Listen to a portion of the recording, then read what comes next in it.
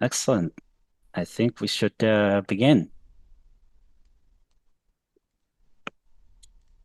Good afternoon and good evening, colleagues and friends. Thank you for being here with us today. My name is Mutasim Ali, and I serve as a legal advisor at the Raoul Wallenberg Center for Human Rights. It's truly an honor to moderate this important discussion. The Raoul Wallenberg Center for Human Rights is a non-governmental organization based in Canada that mobilizes and engages a nonpartisan global coalition of parliamentarians, scholars, jurists, civil society groups, activists, and students to take a collective stand for national justice and human rights. Anchored by Raoul Wallenberg's legacy of moral courage, we work to protect individuals persecuted by authoritarian regimes for their advocacy and civic engagement. We've been working on Sudan human rights for years. I want to extend my deepest gratitude to our dedicated team whose commitment and hard work made this gathering possible. I also want to offer a special acknowledgement to our Professor David Crane. His visionary roundtable model is the very blueprint that inspired today's event. And we're grateful for your leadership, Prof, and imagination. I also would like to thank our co-sponsors, African Accountability Project, founded by Professor David Crane, and then South African research chair in international law, University of Johannesburg, Strategic Initiative for Women in the Horn of Africa, SAIHA Network, Public International Law and Policy Group, PILPG, co-founded by Professor Paul Williams, and American Society of International Law. Coincidentally, as we convene today, it is 1,000 days since Sudan was dragged into a nightmare it never deserved. On April 15, 2023, a nation already burdened by hardship was thrown into a war, born from the very hands that once claimed to save it. The very same military factions that once stood united in a coup, an act that laid the very groundwork for the horrors we're witnessing today. And since that day, the world has watched atrocity after atrocity unfold in real time. Perpetrators record their own crimes, killings, rapes, the pillaging of entire communities, broadcasting them with chilling pride in open defiance of every international law, norm, and moral boundary. From Khartoum to Al Jazeera, from Sinai to Darfur, and now the North Kordofan region, the suffering has spread like wildfire. In Al Junayn in 2023, we witnessed the genocide of the Masali people carried out by the Rapid Support Forces and allied militias. Our center, in a landmark report, made the genocide determination in April 2024, and the United States government affirmed it in January 2025. And the pattern continued. In North Darfur, primarily the Zagao community was targeted again and again.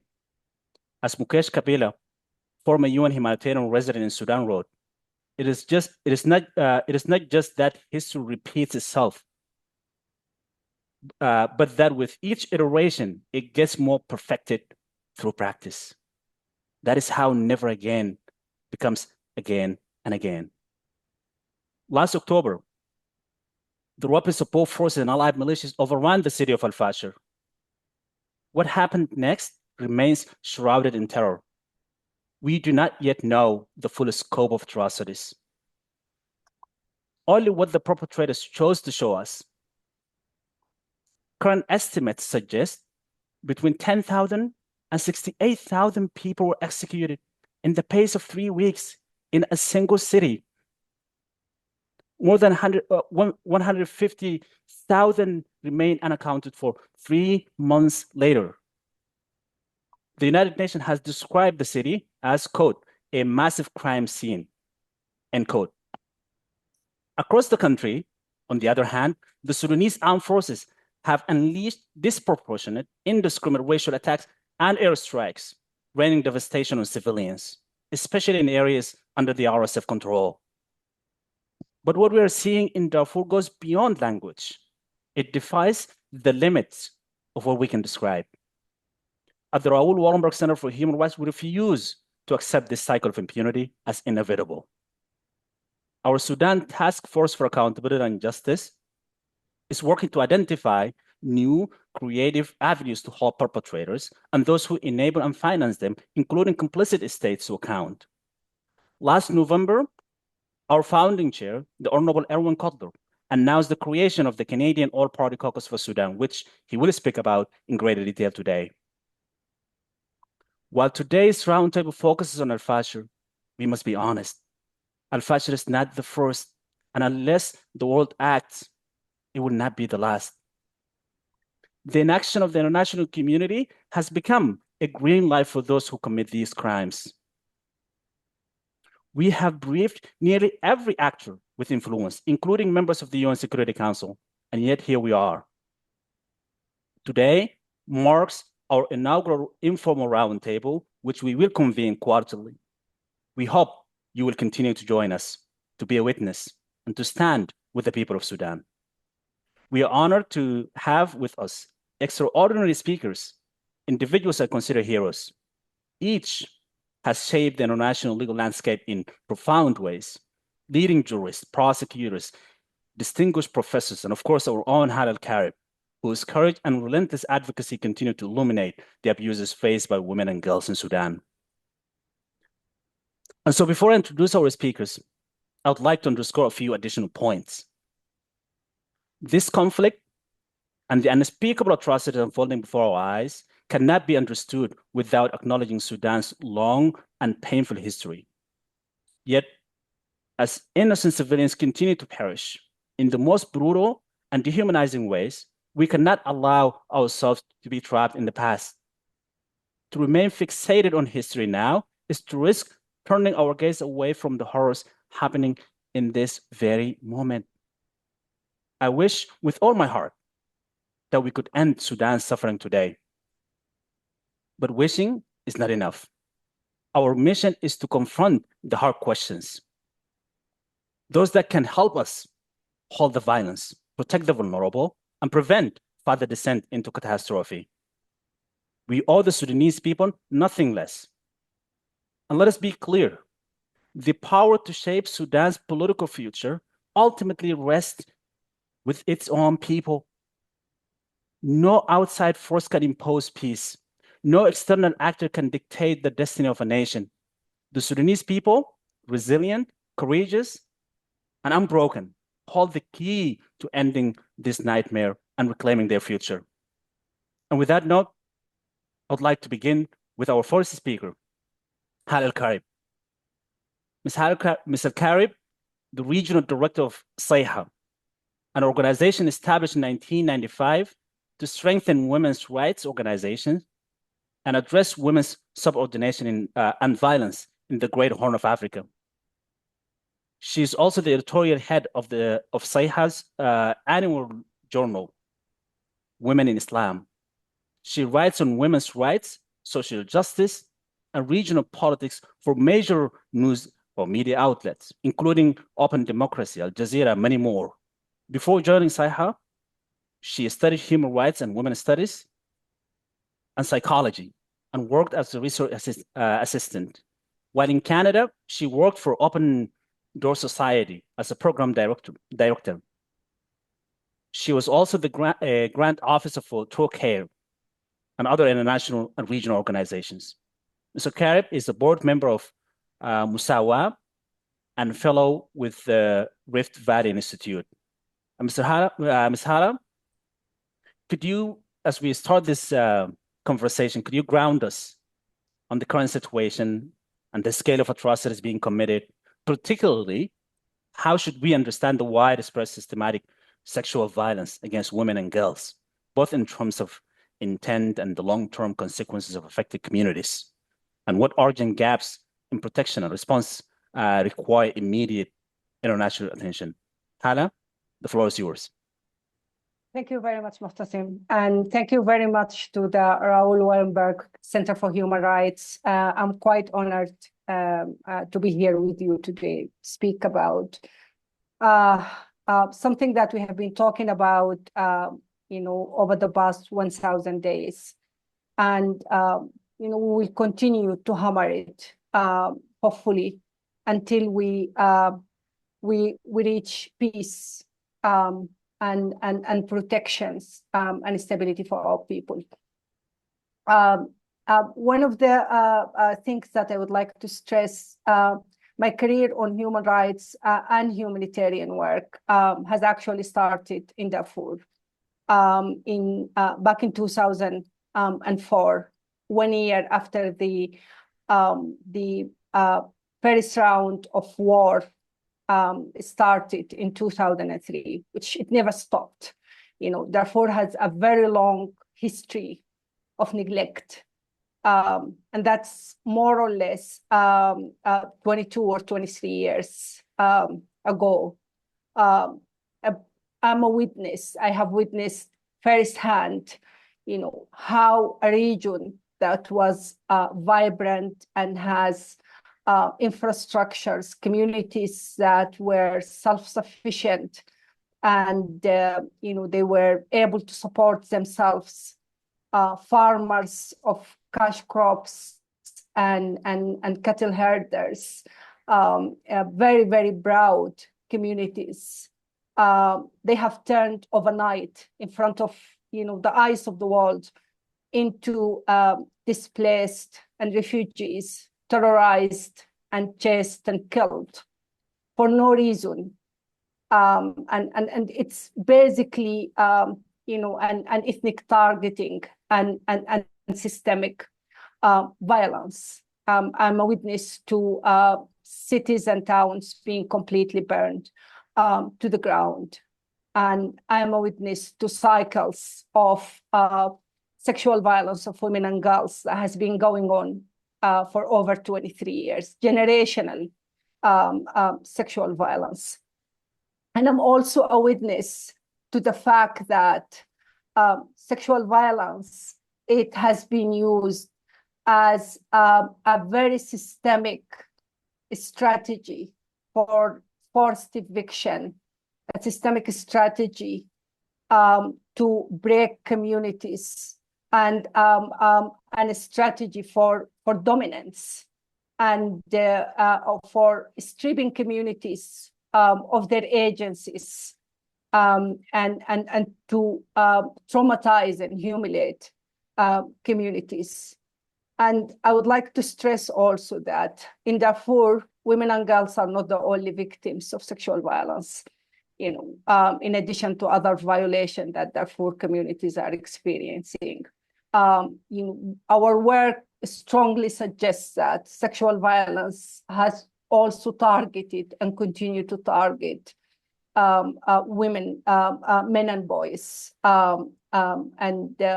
This is, of course, not only in Darfur, it's happening across Sudan. And it will take significant efforts, to be able to address the complexities of the violation that Sudanese people and Darfuri people has been encountering over the past more or less quarter, a century.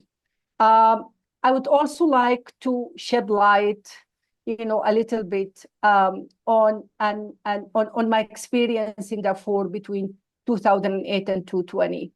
And that's really important because this is the period when we were working in Darfur under the presence of the United Nations African Union peacekeeping missions, which at the time it provided a reasonable level of protections across the region for civilians. Yes, it didn't end the violence, but at least we had some sort of protections within the displaced camp, and the mission was able to patrol and protect women farmers and women cattle herders, to be able to earn a living and to farm their lands. Also they were able to support us, in reporting and monitoring atrocities regularly. And as civil society members, we had the opportunity to support victims and to contribute to the protections of displaced communities, and to work on education, to work on mental health, and so on.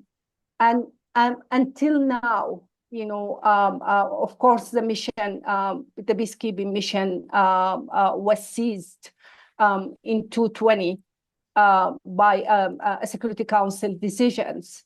Until now, I don't understand the logic behind the terminations of the peacekeeping mission. And I think that was one of the most, I would say,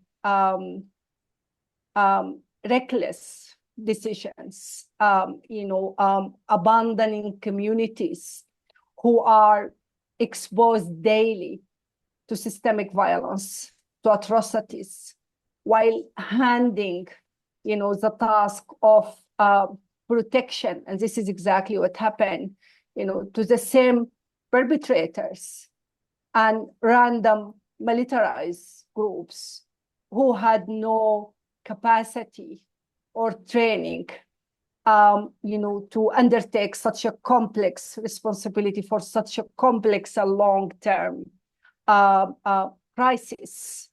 And so from that time, in my view, the accumulations of violence, and the extension and expansions of violence that happen as a result of the empowering of the perpetrators, has continued,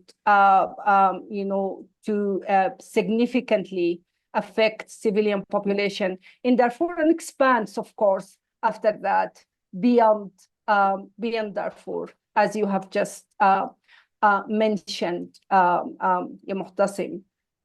One of the things that we are also concerned about, and I would like really to stress here, is the systemic attack on IDPs and displaced communities, and that pattern we have been monitoring since 2021.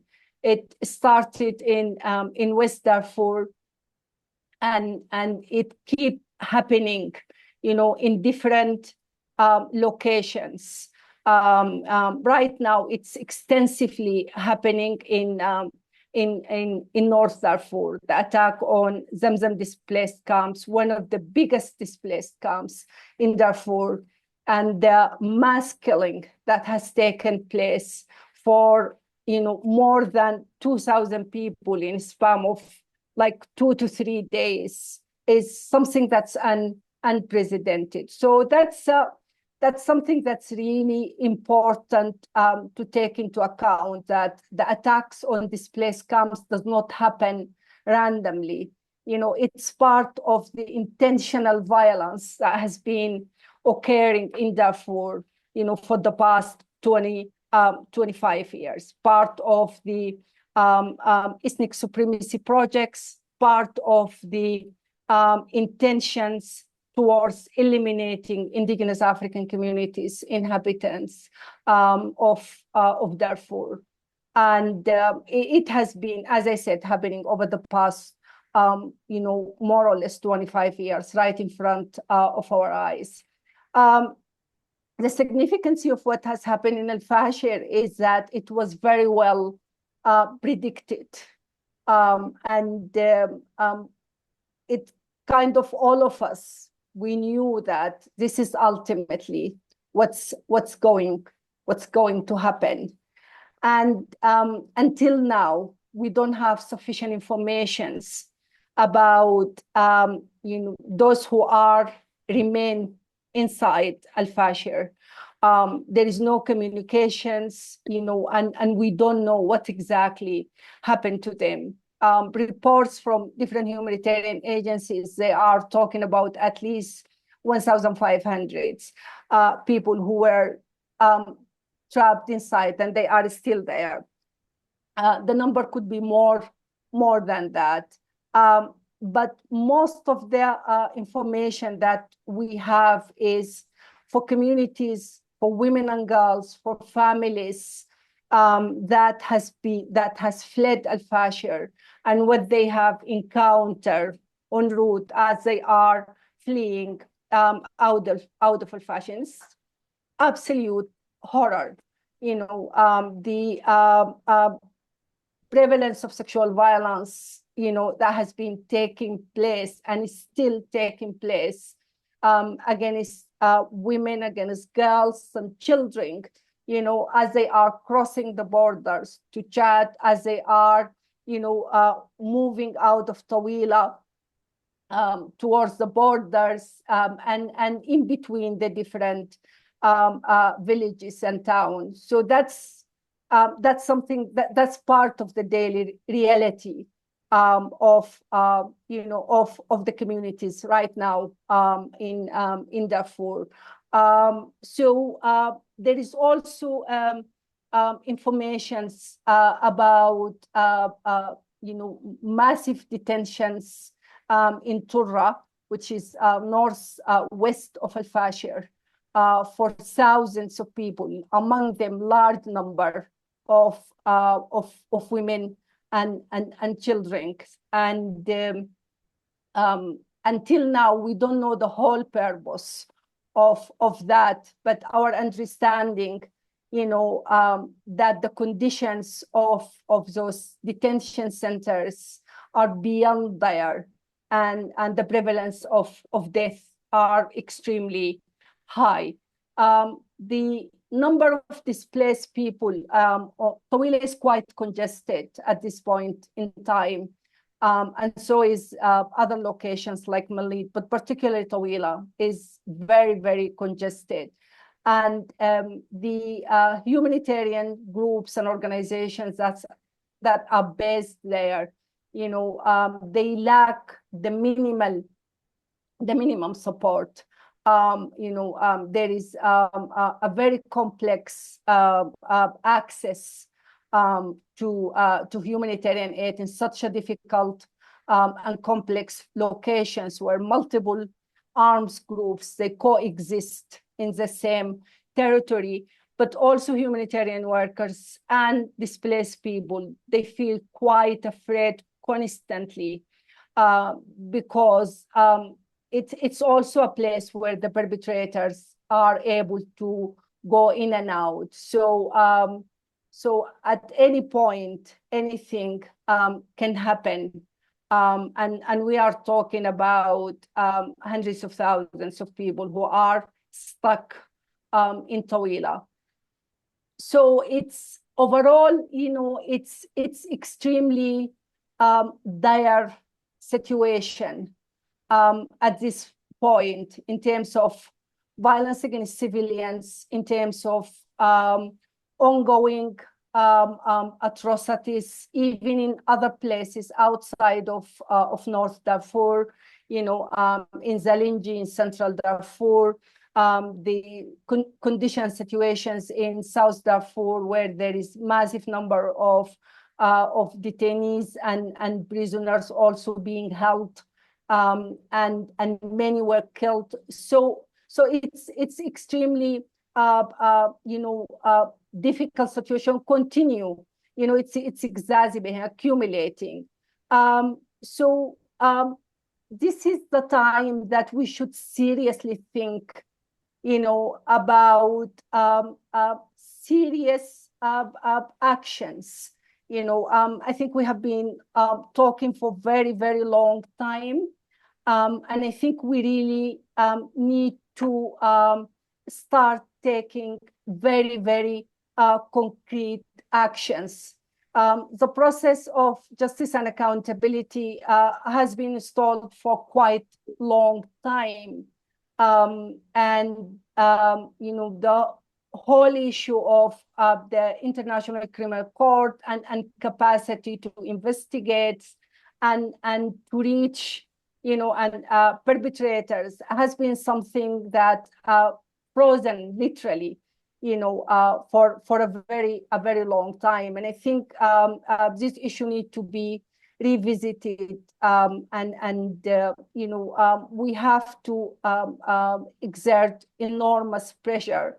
The other issue is to be very courageous around the issue of the arms supply to Sudan. And we all know that, haven't we had a monitoring mechanisms and protections mechanisms and peacekeeping missions on ground, the situations would have not reached that point of deteriorations. And so it's very, very critical to start addressing, the financial interest networks that continue to obstruct real international actions.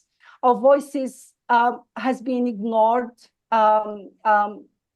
despite we are living through one of the worst humanitarian and human rights crises in the world, a very clear and dire need for civilian protections.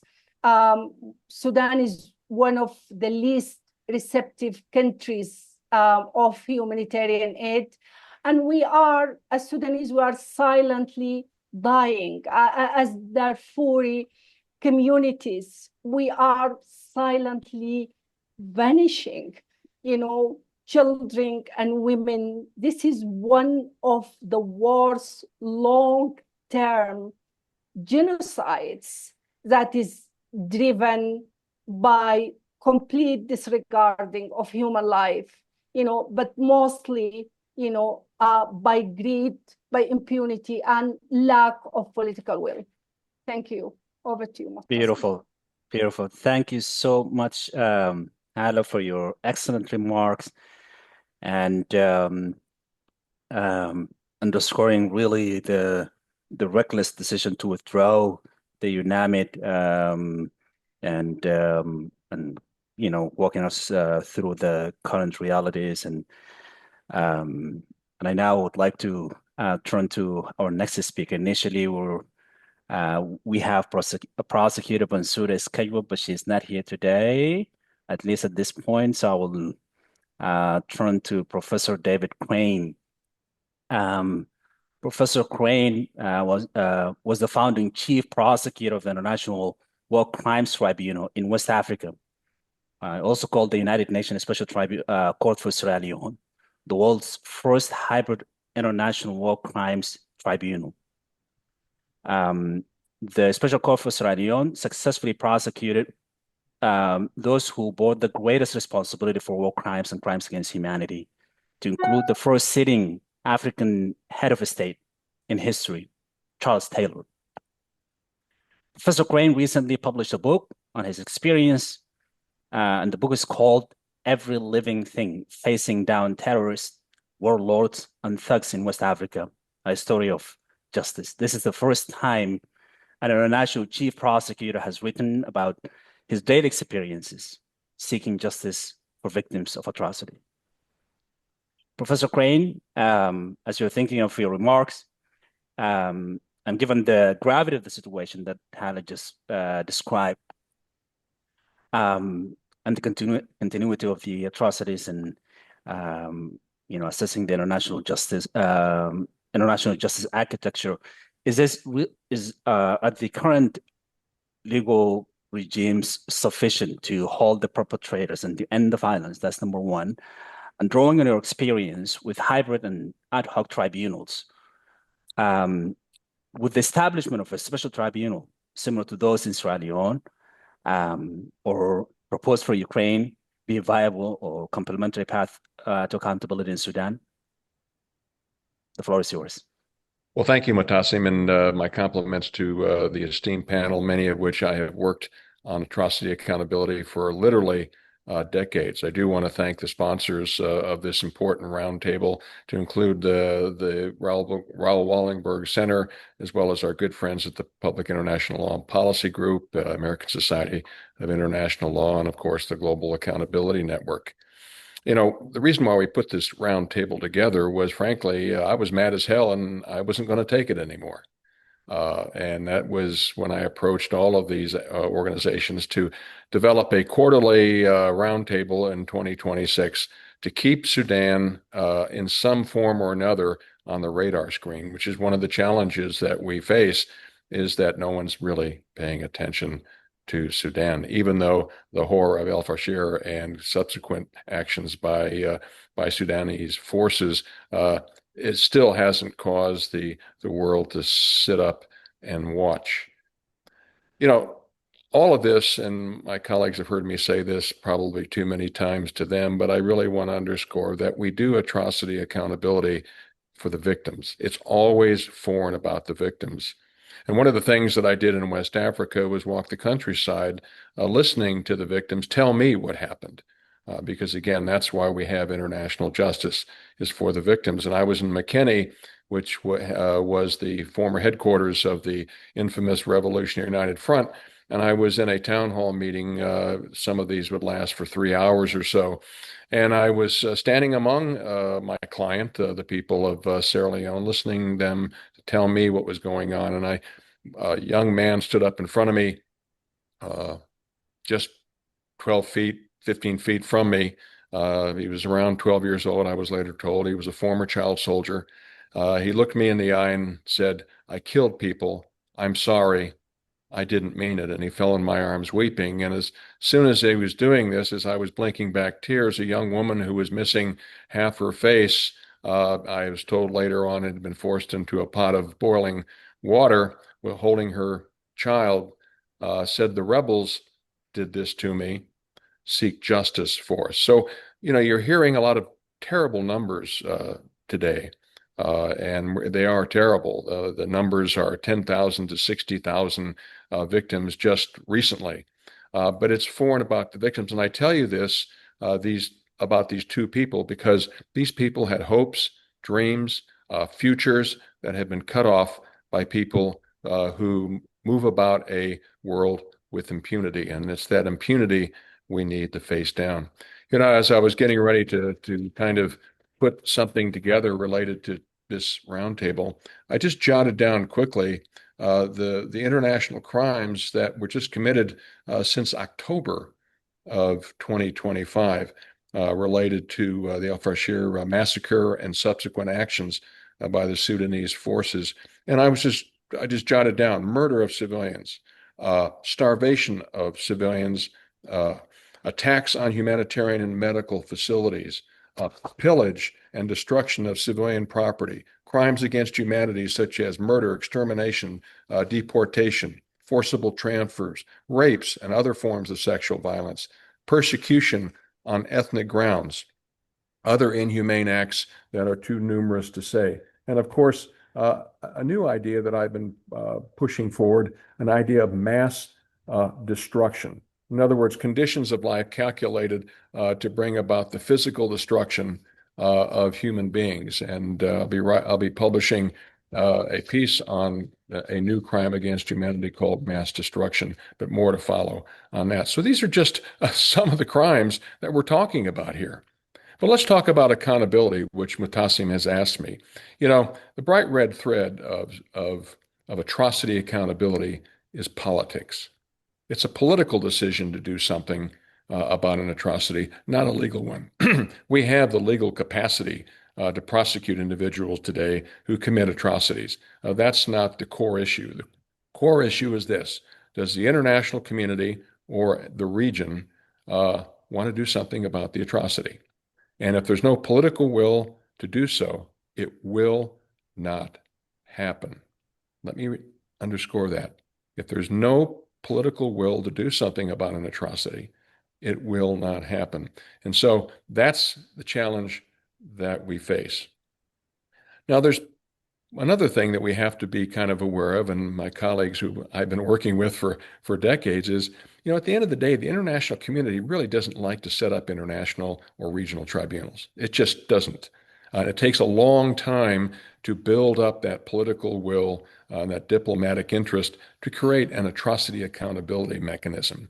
A couple of my colleagues, Justice Goldstone and Erwin Kotler and others, we just spent 3 years assisting in putting together the special tribunal on the crime of aggression against Ukraine. 3 years. That's not unusual. But again, it's the righteous fury that you build, and you keep moving forward so that you can build up that political momentum to create an atrocity accountability mechanism. So, what are the possibilities here if by chance we have the political will to seek justice for the people of Sudan? Well, of course, we have the ad hoc tribunal concept, the Chapter 7 mechanism that creates a tribunal. We've tried that. We did so in Yugoslavia and Rwanda, and Justice Goldstone could certainly speak more about that than myself. But that is a possibility, but it won't happen because I do not foresee in the future the UN in any way, shape, or form creating an ad hoc tribunal for any of the atrocities that are going on around the world currently.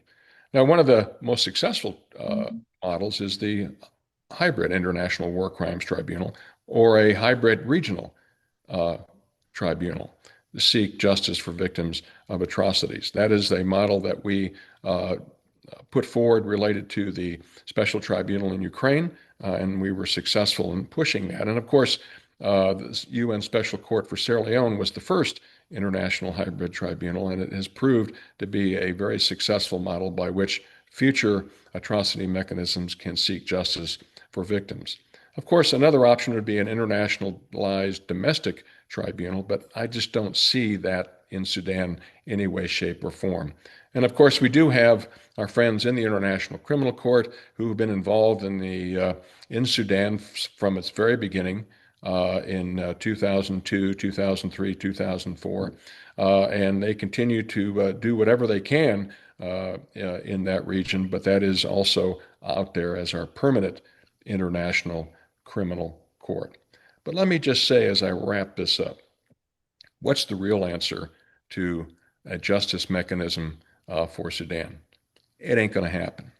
There is no political will to do something about Sudan. And hence, while we have this roundtable to build some kind of interest, but at the end of the day, I personally, in my considered judgment, do not see any justice mechanism being created for Sudan in any way, shape, or form, because we are now moving into an age of aggression, and the world as we knew it when we were creating all of these tribunals since 1993 has fundamentally shifted and changed, and that the norm by which we create these things, the rule of law, the international rule of law, is fading rapidly. And so Sudan, unfortunately, is a victim of this new apparent age of aggression, and I just personally do not see any kind of movement forward related to justice for the people, the victims in Sudan, which they truly do need.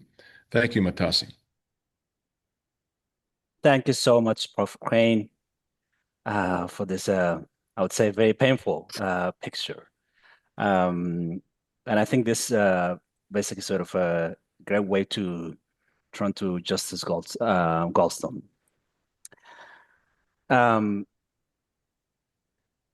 First, let me just quickly begin here. Justice Goldstone was a judge in South Africa for 23 years. The last 9 was a justice of the Constitutional Court. Since retiring from the bench, he has taught as a visiting professor in a number of United States and European law schools. He recently chaired the Independent Expert Review Group, established in December 2019 by the Assembly of State Parties to review the International Criminal Court and the Rome Statute system. From August 1994 to September 1996, he was the chief prosecutor of the United Nations International Criminal Tribunals for the former Yugoslavia and Rwanda. He is an honorary bencher of the Inner Temple, London, and an honorary fellow of St. John's College, Cambridge. He is an honorary member of the Association of the Bar of the City of New York and a foreign member of the American Academy of Arts and Sciences. He is an honorary life member of International Bar Association and honorary president of its Human Rights Institute. Justice Goldstone, we heard the grim picture that Professor Crane outlined.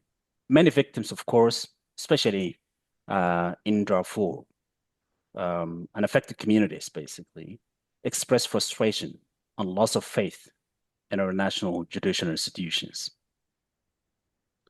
From your experience as an international prosecutor and as a chair of an independent expert review of the ICC, how valid these concerns and where do the system's shortcomings lie?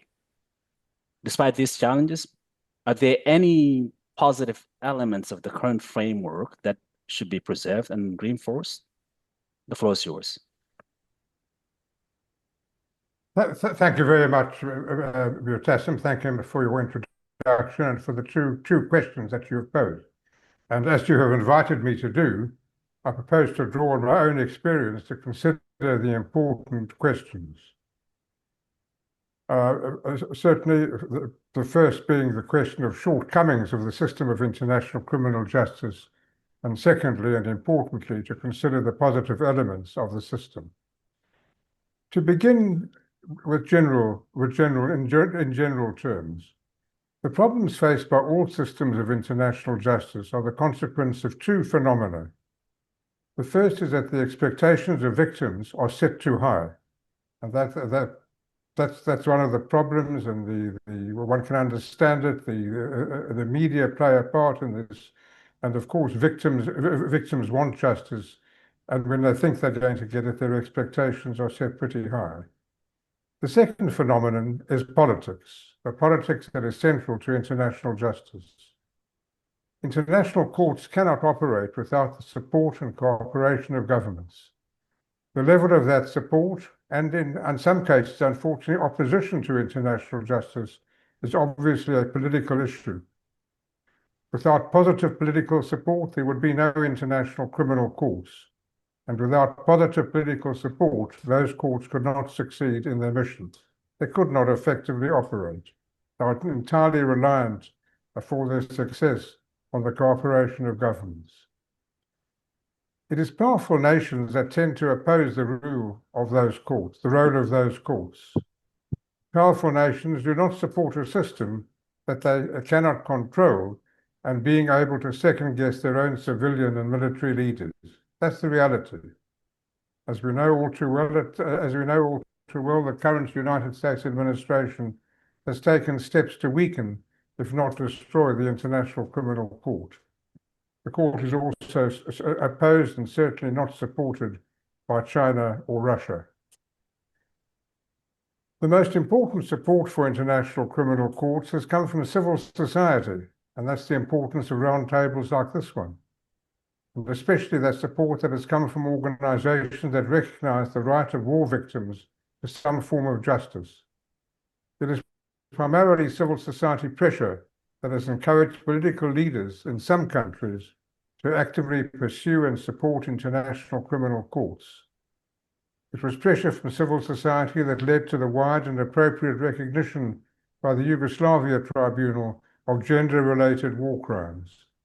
That was reflected also in the work of the Rwanda Tribunal, and it was appropriately recognized in the definitions of gender crimes in the Rome Statute.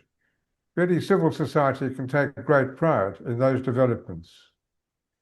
The Yugoslavia Tribunal, as my friend David Crane has mentioned, was the first post-World War II international criminal tribunal. It was established by the Security Council at a time when the major Western powers at the United Nations came to the conclusion that action to stop the Balkans War was essential. But none of them was prepared to put boots on the ground, and they compromised with a form of international justice acting as a peacekeeping measure. When the Security Council established the court in May of 1994, it raised the expectations of victims in the former Yugoslavia. They took great solace from the fact that the Security Council, the highest body of the United Nations, was recognizing their victimhood by establishing an international criminal court. But those expectations and their hopes soon suffered a severe blow when the 15 members of the Security Council were not able to agree for some 15 months on the appointment of a chief prosecutor. The work of the court was suspended during that time. Russia vetoed 5 nominees of the Secretary General who came from NATO countries. And with regard to 3 other nominees, there were objections from other governments, inter alia on the grounds of their religious affiliation. So petty politics took precedence over justice for the victims and the prosecution of war criminals. When I arrived in The Hague as the first chief prosecutor in the middle of August 1995, for the reasons I've just mentioned, the expectations of victims in the former Yugoslavia had plummeted, and it was widely felt that the tribunal would not succeed in fulfilling its mission. Then in the second half of 1995, we issued indictments against Bosnian Serb leaders, including Karadzic and Mladic. The expectations of victims and civil society were again raised, but again not for long. The NATO forces under US leadership were not prepared to arrest the indicted war criminals, even when they passed through roadblocks set up by those forces in Bosnia. That unfortunate failure was a consequence of a policy that emanated from the Joint Chiefs of Staff in Washington, D.C., and acquiesced in by the relevant European political leaders. If the United States wasn't prepared to take part in arrests, why should they? That was the attitude. Similar but different political difficulties were also experienced by the Rwanda Tribunal. Time does not permit my going into them. And I know David Crane could add many more illustrations from his time as chief prosecutor of the Sierra Leone Tribunal. The unfortunate reality is that too frequently politicians are not prepared to take risks by giving priority to the interest of victims of egregious war crimes. It was the efforts of the Secretary of State at that time, Madeleine Albright, in the United States, that encouraged the Yugoslav and Rwanda tribunals to succeed in their missions. Again, it was the politics that helped. It was the United States that provided the Yugoslavia tribunal prosecutors with important intelligence information that was crucial to the prosecution against the former president of Serbia, Slobodan Milosevic, and later at the trials of Karadzic and Mladic. In the end, the ad hoc tribunals for the former Yugoslavia and Rwanda were substantially successful in fulfilling their missions. The politics were sufficiently positive to enable that to happen, and those successes led directly to the establishment of the International Criminal Court. I turn briefly to the positive aspects of international criminal justice. One has only to visit the Srebrenica Potokari Genocide Memorial in Bosnia to appreciate how much solace the Yugoslavia fact-finding and justice meant to the victims. So too the Kigali Genocide Memorial Center in Rwanda. There can be no doubt that in those cases where criminal tribunals have succeeded, they have brought justice to victims, at least to some victims, and have aided the cause of reconciliation. Importantly, they have helped to prevent false and dishonest denials of the commission of egregious crimes. They've stopped them being forgotten. These important positive outcomes should encourage us to continue to demand the investigation and punishment of serious war crimes. It is difficult to comprehend that genocidal wars in Sudan would not be subject to the fullest investigation and the prosecution of culpable leaders before an international or regional court. At the present time, international law is under huge pressure. The fight for justice becomes all the more important. On no account should we give up supporting international law, and we must continue to insist on justice for the victims of serious war crimes. The many hundreds of thousands of the victims of Russian aggression in Ukraine are entitled to that justice, and so too the millions of victims of horrendous wars that have decimated Sudan for more than 2 decades and continues as we speak today. The successes of international criminal courts have more than justified their cost and are testimony to the work and dedication of the judges, prosecutors, and investigators who invested so much time and effort in them. The problems must be recognized and understood. Experience should dictate how to mitigate them and in the end to succeed. I thank you for your attention. Thank you, Justice Goldstone, for these excellent remarks and also underscoring the important role of the civil society groups. And I think this is really very encouraging to hear that despite the grim image that we see today, I think there is a critical role in civil society and essential in generating that political will. I now would like to turn to Professor Henny Stridham. But before, I would like to remind our participants that you can put your questions to the admin in the chat, and our team will facilitate those questions to me.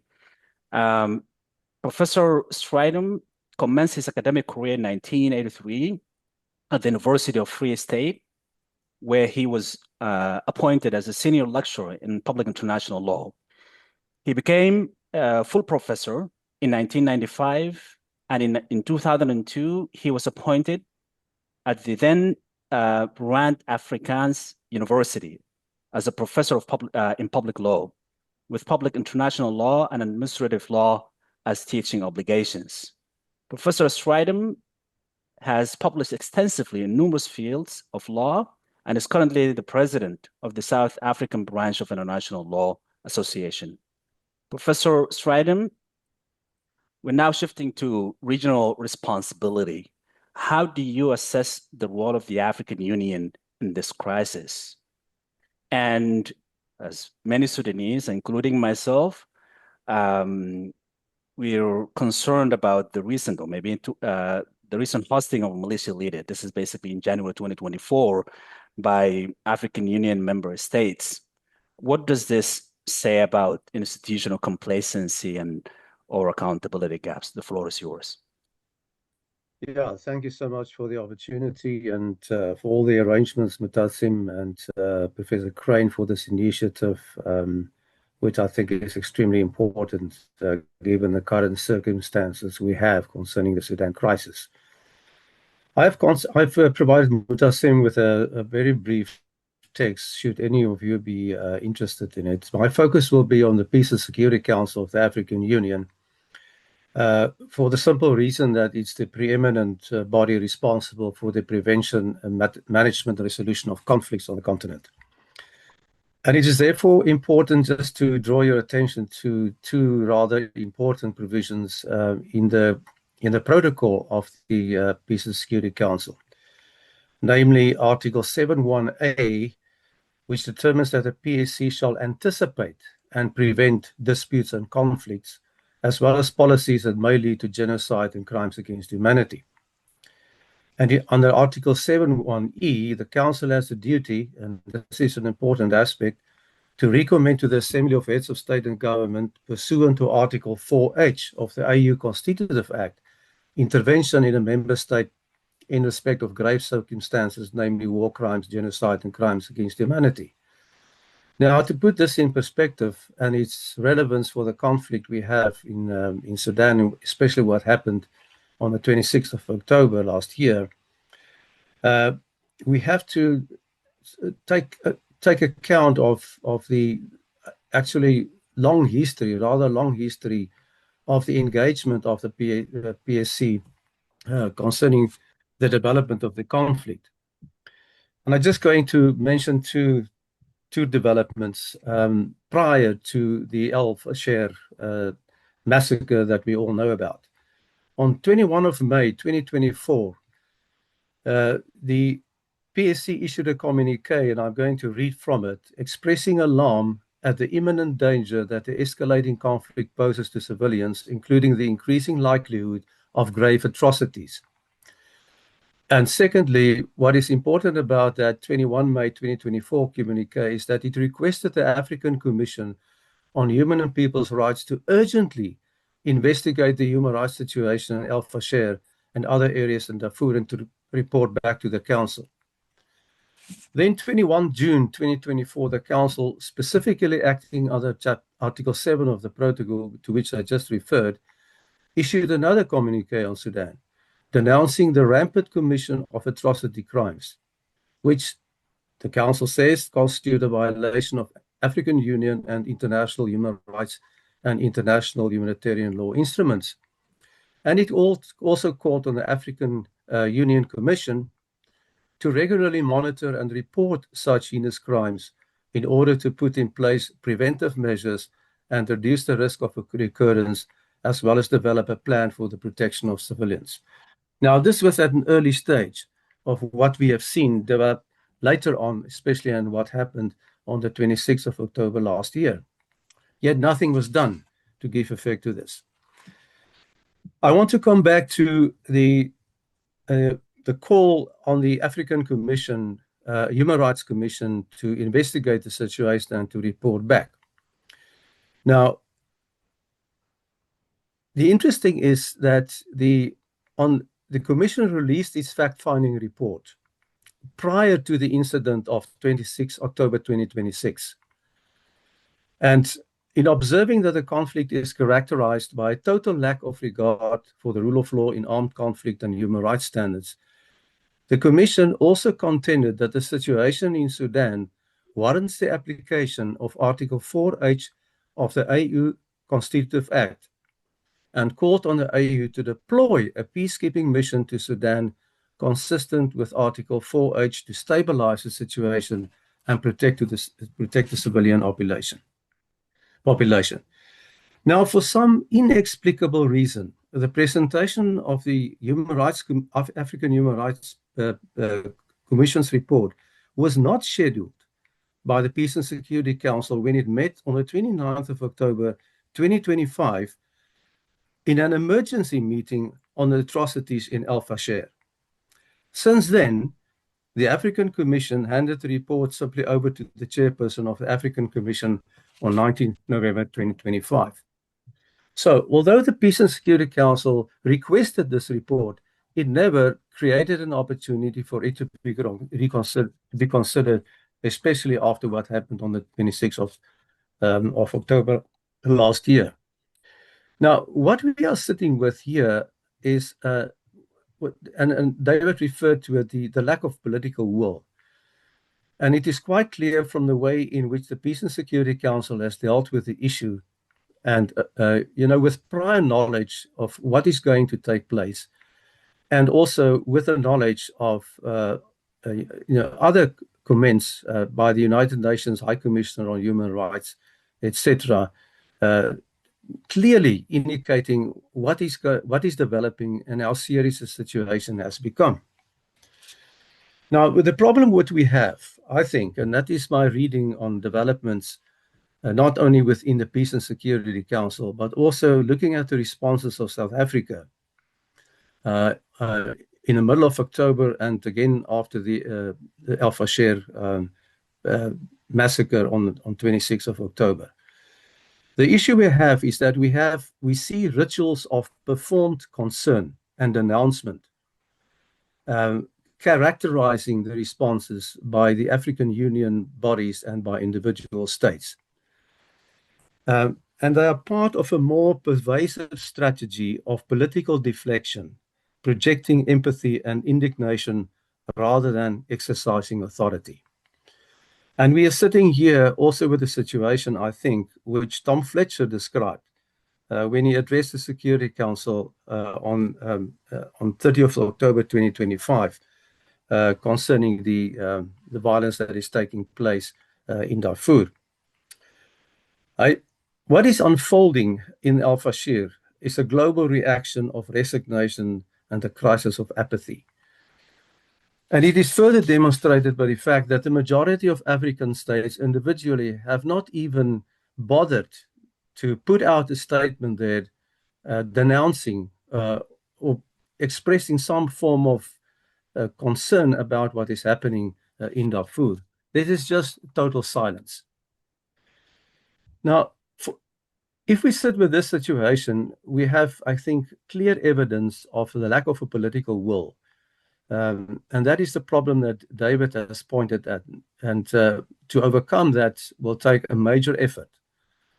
And I really hope that events of this kind will slowly build towards that, towards removing the lack of political will, so that at least something concrete can be done to assist the victims of the atrocities and to bring this madness to an end. Thank you.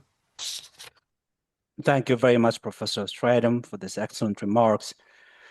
And I think we're probably seems like we're going short on time a little bit. I want to move quickly to Professor Erwin Cutler. He's the founder of our own organization, the Raoul Wallenberg Center for Human Rights, an emeritus professor of law at McGill University, a former Minister of Justice, and Attorney General of Canada, an international human rights lawyer.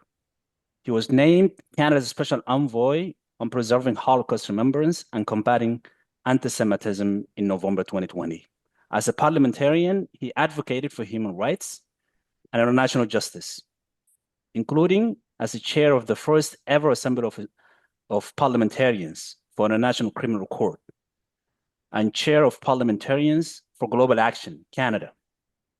He was also chair of the Interparliamentary Group for Human Rights in Iran, the Interparliamentary Group for Justice for Sergei Magnitsky, and All-Party Save Darfur Parliamentary Coalition, as well as the co-chair of the Interparliamentary Coalition for Combating Anti-Semitism. Professor, from all the interventions we've heard so far, there seems to be one main issue, and that is the lack of political will that sustained the international engagement in the case of Darfur, and I'm sure in other cases as well. Drawing on your extensive work and your leadership in establishing all-party parliamentary caucus for Darfur and the all-party caucus for Sudan, what strategies can effectively mobilize political will today? How can lawmakers, civil society, and international actors counter global indifference? The floor is yours, Prof. Thank you, Mutassim.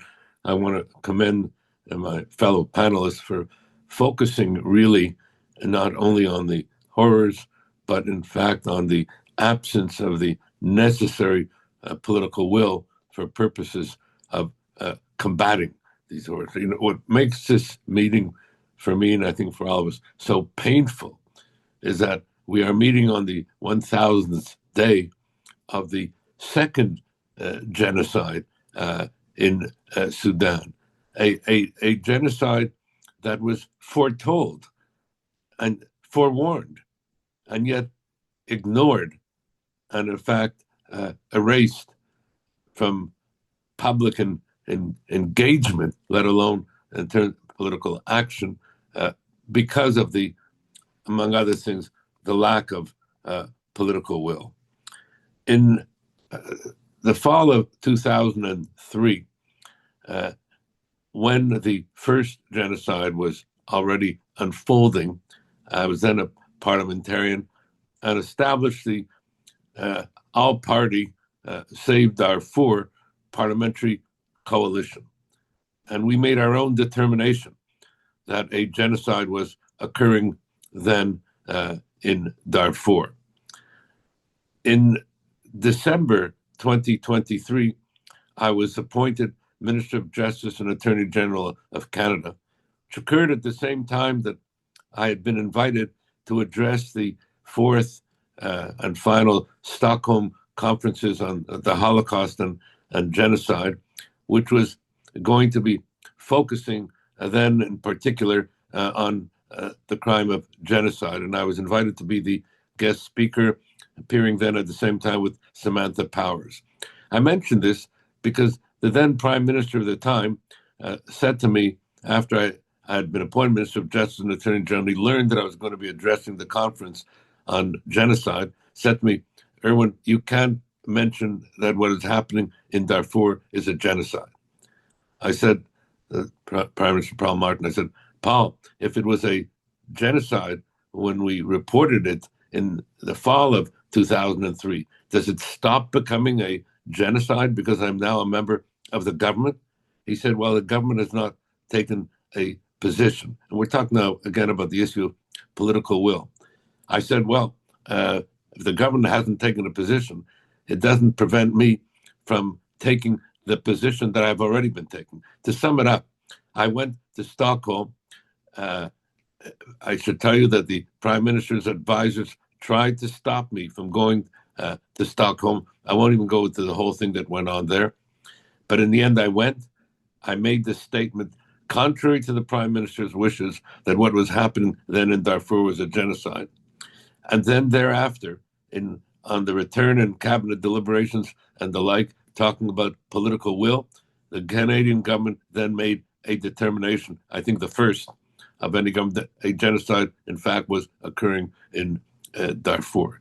What is so painful, fast forward now, is that we are, at this point, speaking about the continuing atrocities and the second genocide in Darfur. And again, a genocide foretold, forewarned. Nobody can say that we did not know or do not know. Reminding me of the words of my mentor, Nobel Peace Laureate and Holocaust survivor, Professor Elie Wiesel, who said that indifference and inaction always means coming down on the side of the aggressor, not on the side of the victim. And as David Crane was saying, we are now in the age of the aggressor, and we are abandoning the victims. And as Elie Wiesel put it, that silence, which is what we are witnessing, that silence in the face of evil ends up becoming complicity with evil itself. And so how then do we develop and implement the necessary political will, but importantly, the necessary action to not only combat the genocide foretold and the horrors continuing as we meet on this 1000th day, but how do we bring justice for the victims and accountability for the violators? Let me just close with a number of one-liners in terms of how does one organize the political will, because I think this is the crucial thing at this point. First of all, I think from the examples I try to give, we need to invoke the involvement of our own respective host governments. That is why I helped arrange for Mutassim and Yona Diamond, who wrote the landmark report on the genocide in Sudan, the second genocide, published it in April 2024. We are now in April 2026, and wrote another landmark report for, in effect, foretelling what was happening in Fasher. And so the wake-up calls, the warnings were there. It's the political will that is needed. I introduced both of Mutassim and Yona to our foreign minister, Anita Anand, with whom I sought to have her get the G7, when Canada was chairing the G7, to issue a condemnation of what was happening in Sudan, to call it what it is, which is a genocide. The condemnation was issued. The determination was not forthcoming of calling it a genocide. And again, while there were certain calls to action, that ongoing political will gets deflected, and that word was used properly as well, because when you're in an age of aggression and an age of mass atrocities, when you've got the Russian invasion of Ukraine, when you've got atrocities that unfold in different places, you end up getting a paralysis of political will. So what is needed at this point is not only invoking and engaging the support of our host governments, but internationalizing the advocacy. And that's where the G7 at least gave condemnations, but without the necessary action, it becomes, as has been said on this call, performative. I've been saying here in Canada, with regard to, for example, the combating of the unprecedented explosion of anti-Semitism, I'm saying what we've been getting from the Canadian government has been performative tweets and idle virtue signaling. And with regard to Darfur, the horrific second genocide foretold, we're not even getting, performative tweets, although we're getting some virtue signaling, and that has been described in this call. So I think, to conclude here, we need to engage in action the various bodies accountable. I was struck when Hala spoke about the absence of a civilian monitoring, civilian protection system, humanitarian frameworks, etc., etc. All the instrumentalities for prevention and combating are there. It's the political will to institutionalize them and act on them that is lacking. So I think we need to, if I have to use an oft-abused metaphor yet again, sound the alarm for the imperative of action by all the concerted engagement possible at the international, the regional level, etc. And that includes, for example, at the UN Special Procedures Mechanism, along with the other bodies, UN Human Rights Council.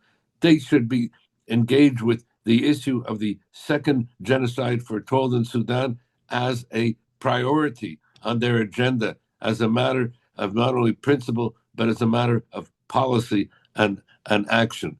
We need to have the African Union, the regional bodies like the African Union, which have a primary responsibility here. And we've heard here how that has been set aside in terms of, even when there have been reports, they have not been acted upon. So we've got to, first and foremost, engage the political will, each of us respectively with our own governments, whether it be the U.S., which has the only one that has made that determination about this second genocide foretold, with Secretary of State Anthony Blinken at the time. But we need to engage this as a kind of top of mind thing. It's hard to say this for Trump, who moves impulsively to what he calls the 9 areas of conflict that he's brought about peace, etc. Sudan has to be at the top of the agenda, because that's where the most horrific of mass atrocity crimes, let alone the crime of crimes, genocide, continues as we speak and as we meet, and it is not on the international radar screen. It is not only deflected, but ignored on that radar screen. So it's not only that one needs to have that international wake-up call, that alarm, it's oft-abused metaphor of a wake-up call. It's the necessary of the imperative for action. And the political will can hopefully be brought to bear and act if we institutionalize an ongoing advocacy, both within our own domestic frameworks, and that includes, as we had in Canada, for example, not only setting up the all-party parliamentary coalition on Sudan now, but holding hearings as we did before the Foreign Affairs Subcommittee. I hope that we're going to have hearings again, but when I speak about hearings, to operationalize action, and where Canada can do so at the governmental level, but within the frameworks of Canadian political networks, whether it be the G7, whether it be the coalition of the willing, which got together yet again with regard to, unnecessarily so, with regard to Russia's mass atrocities and ongoing aggression in Ukraine. But we need to have that same political will, that same political action that we got in Ukraine, and even there, and I won't go into it why it's been wanting, but at least convening, acting, providing support, their military assistance, economic assistance, humanitarian assistance, frameworks, special tribunal for the crime of aggression. There has been action taken, but as David Crane said, in this age of aggression, and as others have said, one aggression can deflect attention from the other, but the one that keeps being ignored all the time, erased, ignored, deflected, marginalized, with the accompanying absence of political will, is Sudan. And so to conclude, we need to put Sudan on the top of the priorities of the various competing, if you will, acts of aggression and mass atrocity today, because of the urgency of these mass atrocities unfolding in real time as we speak, compounded with the fact that it is a genocide not only foretold, but still ignored, and the mass atrocities being deflected and marginalized, etc. So let us try to mobilize all the various capacities that we have, the people on this call who are involved with their own respective governments, with the NGO community, with the intergovernmental bodies, to create that critical mass of engagement to lead to a critical mass of action with the necessary political will. Thank you. Thank you, the Honorable Cutler, for your compelling remarks, but also for outlining the path forwards to creating and building that political will that in the end will generate action with the atrocities in Sudan. I now would like to turn to our final speaker, Professor Paul Williams. Professor Williams holds the Rebecca Grazer Professorship in Law and International Relations at American University, where he teaches in the School of International Service and the Washington College of Law, where I'm doing my doctoral degree as well.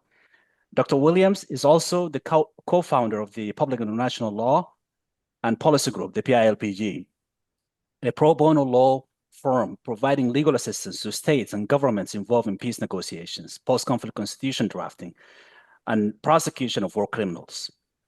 As a world-renowned peace negotiation lawyer, Dr. Williams has assisted over 24 parties in major peace negotiations, including in Sudan, and has advised numerous parties on the drafting and implementation of post-conflict constitutions. Professor Williams was nominated for the Nobel Peace Prize. Prof. Williams, justice and accountability efforts remain constrained and will remain as such without at least a ceasefire or credible movement toward peace. Based on your extensive work on peace processes and training peace-oriented legal practitioners, how do we realistically move forward from here? And what went wrong in previous peace initiatives? And what concrete legal, diplomatic, and international steps that are now required to avoid repeating those failures? The floor is yours, Prof. Well, Motassem, your ability to arrange such an amazing panel and to keep us all on track is a walking advertisement for American University's Washington College of Law. So we're really proud to have you as one of our SJD students. It's a real proud occasion for me as well to be on such an amazing panel. The audience knows this, but we're sharing time and space with the great minds of international justice, international accountability, and I can see from the very active and somewhat spicy Q&A thread that's been going on for this last 60 minutes that the 100+ participants are also deeply engaged in thinking about these issues. I want to spend just 4 or 5 minutes addressing the theme that you asked and the theme that's percolating through the Q&A, which is, how is this happening? What are the root causes of this environment for atrocity crimes? It'll take me 5 or 6 minutes to answer it. Hala answered it in one word: impunity. The peace process that started in 1972 with the Addis Ababa agreements all the way through the most recent Juba peace accords have embedded impunity in that process. Now it's eroded a little bit, but not seriously. So there's this notion that peace now, justice later. And what that has done is taught the bad actors, the militia, the government forces, the Janjaweed, the mercenaries, and also the neighboring states and other states that are supporting. We've seen that in the Q&A as well. That you can commit atrocity crimes and get away with it, because when you go to the peace table, they're going to talk power sharing, resource sharing, expanding the government to give everyone a place at the table in the government, and then Addis Ababa, straight up amnesty for atrocity crimes. When you moved into the Comprehensive Peace Agreement, 2005, you already had Justice Goldstone prosecuting individuals responsible for atrocity crimes in Yugoslavia and Rwanda. You had David Crane prosecuting individuals in Sierra Leone. Not a peep, not a word in the Comprehensive Peace Agreement. It was de facto amnesty. No Truth Commission, no tribunal, no reference to cooperation with the International Criminal Court. So the bad actors look to the left, they look to the right, they're like, okay, not only is there no political will internationally to hold us accountable, as Erwin has pointed out, they're actually willing to write peace agreements where we accomplish our political and economic objectives and are not held accountable. You had the Abuja talks in 2006, silent on accountability. They shifted the narrative to compensation and restitution, which is important, but that's a complement to accountability and to truth. They used it as a substitute and said, oh, we have transitional justice, we have compensation and restitution, we don't need these other mechanisms. Now, in 2011, it was too embarrassing for the African Union and the United Nations to actually host an agreement after you'd had the International Criminal Court, successful Sierra Leone, Rwanda, other Yugoslavia tribunals. So they created a domestic tribunal, but they handicapped it in such a way that it actually never prosecuted anybody for the genocide in Darfur. And the Juba Agreement, which, and PLPG was part of the Doha Agreement advising the Darfuris. We were also at the Juba Agreement. So these are our flaws and our faults as well. But I'll share just the story of the Juba Agreement and then make a concluding comment. And the Juba Agreement, it started out as full cooperation with the International Criminal Court, a hybrid tribunal, much like the Sierra Leone tribunal where David was the chief prosecutor. And it slowly, over the course of Juba, got winnowed down to a domestic tribunal which could ask the African Union for expertise. And this was a clear effort by the powers that be, the non-civilian actors, it was the armed actors, to basically take this element of justice and shrink it up as much as possible so that it really wouldn't have any impact. And then one of the things they did at the very last moment is they attached it to the national budget, which basically gave the Minister of Finance complete authority to either empower or quash this justice-based mechanism. So the parties, the internationals, and the non-state armed actors and the state armed actors, they know what they're doing. They see the universe of accountability, and they are very mischievous, Machiavellian, and utilitarian about narrowing that space for accountability. So picking up on Erwin's last point, when we move into whatever peace process we're going to move into at some point in time, hopefully soon, there needs to be a full court press from Sudanese civil society, from global civil society, from the institutions to put rock solid accountability. You can look backwards from today, 50 years, and see the arc of impunity, and you can see the consequences. There is no doubt that the reason we're having atrocity crimes today is because what Hala said, impunity. And this impunity has been woven into the peace agreements, which have claimed to build a durable and lasting peace in Sudan, but pretty much everyone knew wasn't going to happen because that key ingredient of accountability was missing. Let's not make the same mistake the 8th time in a row when we get around to the next peace agreement process for Sudan. Thanks, Mutassim. Thank you so much, Professor Williams. I think this is great way, and I can't believe that we're already an hour and a half since we convened. Regrettably, I will not be able to go through all the questions. I think you already went through, Professor Williams, most of them. I guess I'll give each of the panelists a minute to respond or comment and make a concluding remarks. And then we'll conclude the event today. The floor is open to the panelists. Perhaps if you'd like to begin, Hala, in a minute. Well, we are aware, as Sudanese and activists, and people working on the ground, that it's very much about the political will. We understand the complexities of the political dynamics around our challenge and our crisis. But do we have an option other than continue to pressure and continue to move forward and continue to amplify our voices and scream very loudly? Because this is what we have, and continue to mobilize and organize on the ground and navigate this complex crisis. We might not get justice and accountability, as we wish, but at least the concept of comprehensive justice, the capacity to access service, the capacity to access resources, and the capacity to be part of the world, and to have the solidarity. The international community does not have much to give to Sudan. At least stand in solidarity with Sudanese people.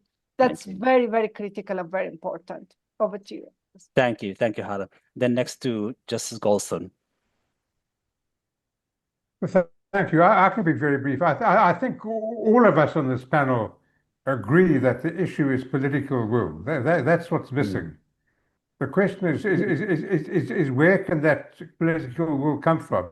And while I recognize these problems, these terrible problems of genocide and gender crimes, to be international problems.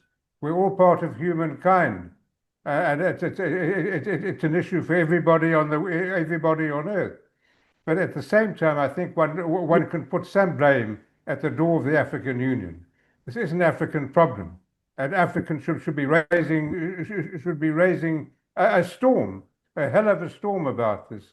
That would really compel governments outside Africa to join with African governments. It's that political will, and it's civil society, I think, that can certainly help, at least in some countries, in democratic countries.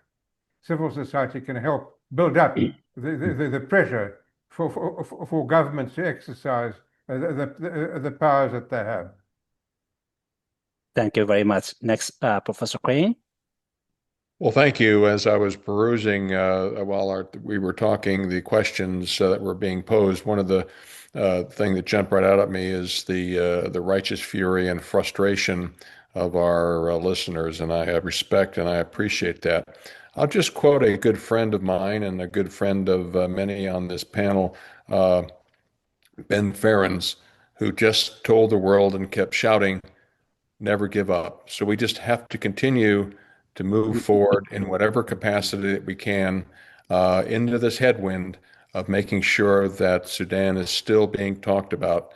And we look forward to, in 2026, 3 more panels on doing just that. So never give up. Thank you, Professor Crane. Professor Stridham. Yeah, thank you. Just a brief comment on moving individual states forward on this issue. I think there's also a significant role to be played by opposition parties. Let me mention one example that happened in South Africa. After South Africa issued a statement on the 30th of October last year in response to Fasher, the official opposition, the Democratic Alliance, then published a very strongly worded statement decrying the South African government's lack of an adequate reaction to al-Fasher atrocities, and by failing to address the RSF's genocidal intent and clear evidence of ethnic erasure causing South Africa to come across, the opposition says, as grossly hypocritical in light of its response to similar conflicts elsewhere. Now, this was hardly a disguised reference to South Africa's ICJ case against Israel for alleged violations during the Gaza conflict. And a sort of, compared to what the South African government said with regard to al-Fasher, it's just incomparable. And it's that kind of inconsistencies, I think, that should also be exposed. Thank you. Thank you, Prof. Next to Prof. Kotler. Yeah, thank you, Mutassim. I think I close just by saying, we have this terrible paradox that we are witnessing not just one genocide, not just one mass atrocity, but we are living in an age of mass atrocity, in an age of the ongoing crimes, namely genocide, along with, as has been mentioned, the age of impunity. And so how do you develop the necessary political will when you have competing, if there was political will, competing political wills because of competing genocide? I think I just want to reaffirm what Justice Goldstone said, the importance of Africa, because this is where it's happening. And it's easy for others to say, well, if Africa is not acting, why should we act? And I think that should not act as a disclaimer, but it does make the importance of Africa, and Professor Science, and also in South Africa, the opposition parties in that regard. And I think I'll close with what David Crane is saying, because I think, in quoting Benjamin Ferencz, that we have to make this an ongoing priority of engagement and action. Thank you, Prof. Prof. Williams. When the peace negotiations start up, you cannot leave the future of Sudan to the guys with guns. It can't just be the mediators, the SAF, and the RSF. You need 3 additional delegations at that peace process, at least. You need a civil society delegation. Separately, you need a women's delegation. And separately, you need a victim and survivor delegation. Without those 3 separate delegations participating in the process, you will not end the cycle of violence and genocide in Sudan. Thank you, Professor Williams, and everyone and all the panelists. In concluding this, concluding this event, first let me apologize for the questions that are unanswered. This event initially was planned for 1 hour, and I asked the panelists to extend it for additional 20 minutes. They graciously accepted to extend the event, and now we're 35 minutes before the original. After the original sort of timeline. This is in no way a plan not to answer the questions, but it is an idea that we take it with us for the next events. This gathering has reminded us why voices of courage and clarity matter. Together, we have pushed the conversation on law, accountability, and justice into sharper focus. And we have refused to look away from the crisis in Sudan that the world has too often allowed it to fade into the background. The work is far from finished, and this dialogue will not end here. We will reconvene in about 3 months. And as that moment approaches, we will share more details. For now, deep gratitude to our remarkable speakers, Hala, Professor Crane, Williams, Stridham, Justice Goldstone, and the Honorable Kotler for lending their insight and conviction. We have 2 quick requests for everyone who's here today. Number 1 is survey. Very soon, our team will be sending a very short post, very short survey. We would love to hear your thoughts. Some of them I already know. We want to hear about your thoughts about the event, and also future events, the speakers that you would like to hear from, the topics you would like to hear about. We read every comment submitted to us, read it, and we value it and value your input. We are committed to offering a solutions-oriented series. And the second, continue to follow us on all social media platforms. Please amplify the message across all platforms. This is how we generate the public interest. This is an appeal to the court of public opinion. A short video recording or the video recording of this event will be online soon. We hope you will share it throughout your networks and your contacts and friends. Thank you all for being part of this essential conversation. Until we meet again, let's carry this momentum forward. Thank you, everyone. Thank you. Thank you. Bye. We Bye all. wish you all well. Thank you, Motassem. Thank you, everyone. Thank you.